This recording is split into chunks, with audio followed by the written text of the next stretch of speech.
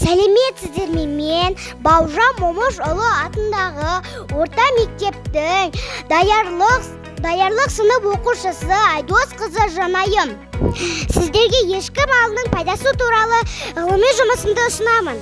Мақсатым ешкі малының пайдасы мен ерекшеліктерін түсіну, ешкіден алынатын өнімдерді зерттеп, олардың адам өміріндегі маңызды туралы ақпарат жинау. Жұмыста ешкі туралы жалпы мәліметтер беремін. Ешкі қайда өмір сүреді? Одан қандай өнімдер алуға болады деген сұрақтарға жауап беремін. Ешкі өте пайдалы үй жануары. Оның бізге беретін өнімдері мен пайдасы көп. Жанайым екеміз. Ешкінің тілін лақ. Иә, лақты. Біздің ешкіміз егіз лақтылықты, е? Қандай әдемі. Жанайым бергеші. Ешкінің жүнін саған қалай пайдаланатынын айтып берейін. Ешкінің жүнін қырыққа соң әдемілеп әппақ қып жуамыз. Жуғаннан кейін ешкінің жүнін майдалап, міне осылай майдалап түтеміз. Түтілген жүннен ұршықты көмегімен жүн иіреміз. Ешкінің жүні жұмсақ әрі жылы.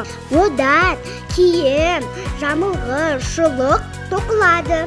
Ешкінің жүнінен тоқылған қолғап өте жылы болады. Менің анам ешкі сауады.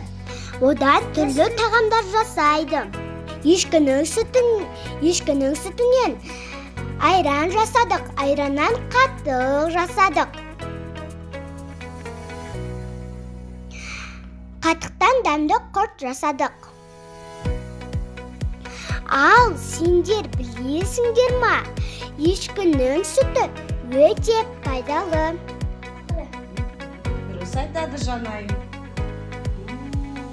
Қандай дәмді, е? Ешкінің сүтінен жасалатын айран, қаттық, құрттың пайдасы өте көп, дәруменге бай. Оның осы қасиетін пайдаланып түрлі сусабындар жасайды. Біз үйде ешкі өсіреміз, оның өнімдерін пайдаланамыз.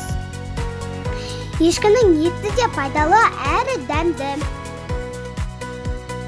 Сонымен бірге оның терісінен былғары жасайды.